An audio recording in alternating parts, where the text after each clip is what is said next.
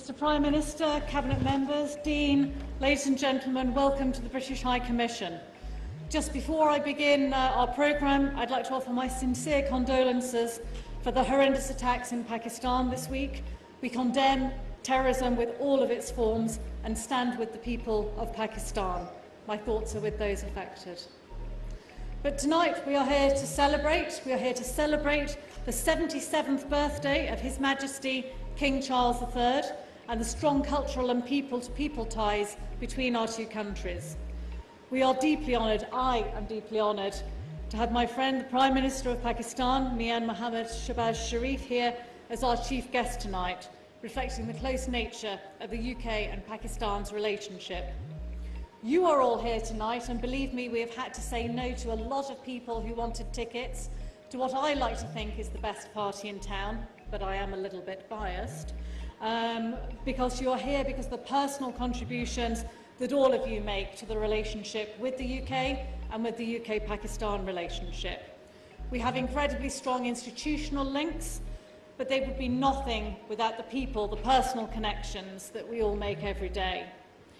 Now, last year our theme was brilliantly British. This year we've chosen a different theme, which you can see on the side here, because as High Commissioner I'm proud to represent not just one country, but 4 nations: England, Scotland, Wales and Northern Ireland.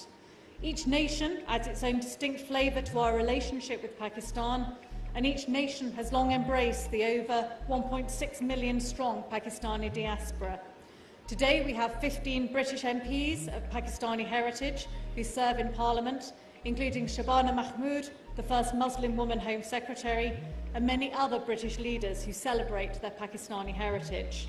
From Michelle Hussein's trusted journalism with global reach, to Riz Ahmed's acclaimed acting in England, Jason Mohammed's broadcasting experience in Wales, and Hamza Yousaf's former political leadership in Scotland, creative spirits and cultural links shine across our 4 nations. But it's not just these A-list names that illustrate the strength of the UK-Pakistan relationship.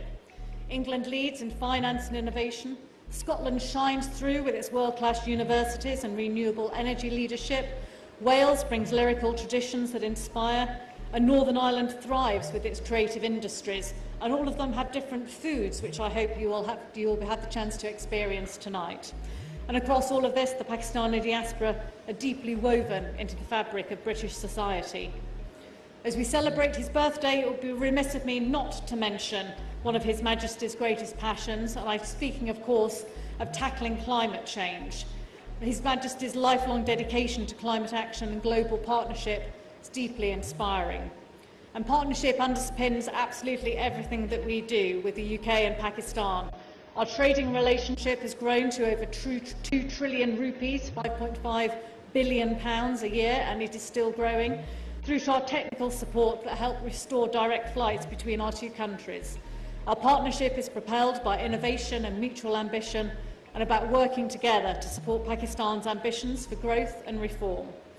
The results speak for themselves. In the last decade, we've supported over 4.5 million children to gain access to quality education.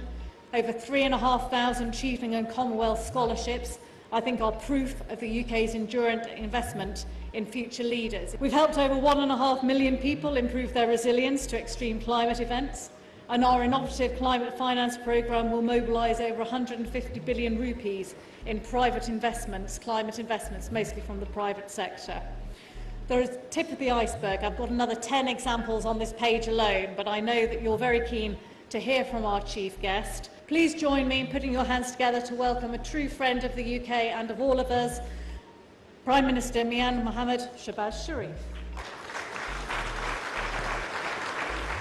Bismillahirrahmanirrahim. High Commissioner Jane Marriott, Dean Adad Jan, Diplomatic Corps, Excellencies, Members of Parliament, Ministers, ladies and gentlemen, Assalamu alaikum, and a very good evening. It's my great pleasure to join you this evening to celebrate the birthday of His Majesty King Charles III, a leader who has led an exemplary life of public service. I have always been a great admirer of His Majesty's infinite energy and his dedication and unwavering commitment to global causes which continue to inspire millions across the United Kingdom, the Commonwealth, and far beyond. High Commissioner, at the outset, I'd like to deeply appreciate the heartfelt condolences extended by the government of the UK and yourself on the dastardly terrorist attacks in Islamabad and other parts of Pakistan.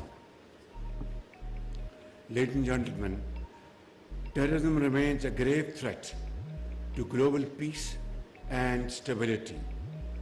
With its valiant armed forces and resilient people, Pakistan stands united and determined to confront and defeat this scourge in all its forms and manifestations.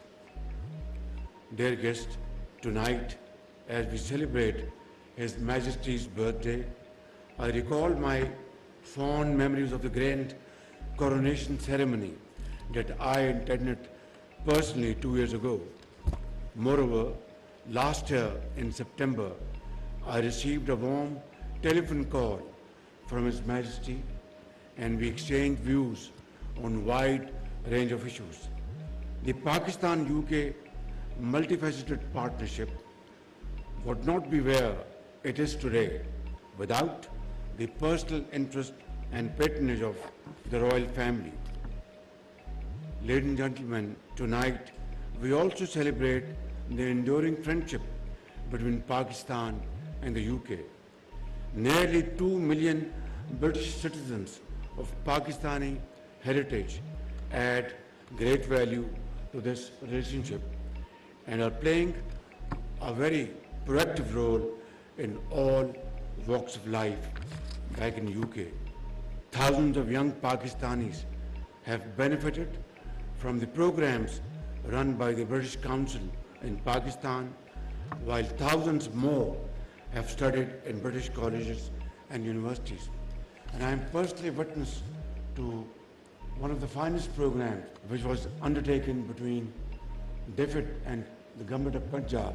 When I was heading Punjab province, it was a program which was in education, health, skill development, and of course primary health care. And it was a program, I think it was one of the finest in the recent decades all over the globe.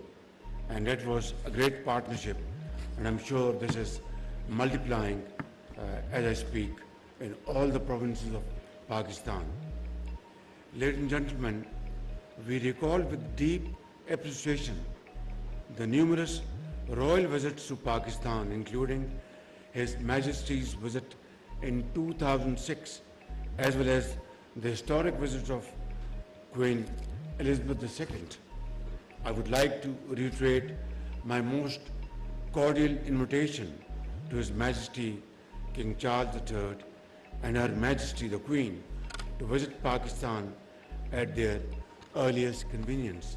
High Commissioner, you have contributed meaningfully and in a wonderful way to promote our bilateral relations. And I'd like to thank you for your personal commitment and for your outstanding efforts in this behalf. And of course, your important role in the revival of PIA flights to the UK.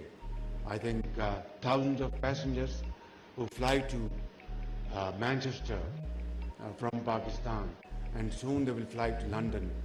They will always remember your role. In the end, I would like to once again convey my best wishes and prayers for His Majesty's continued good health, happiness, and long reign. While the candles on the cake grow in number each year, we pray that His Majesty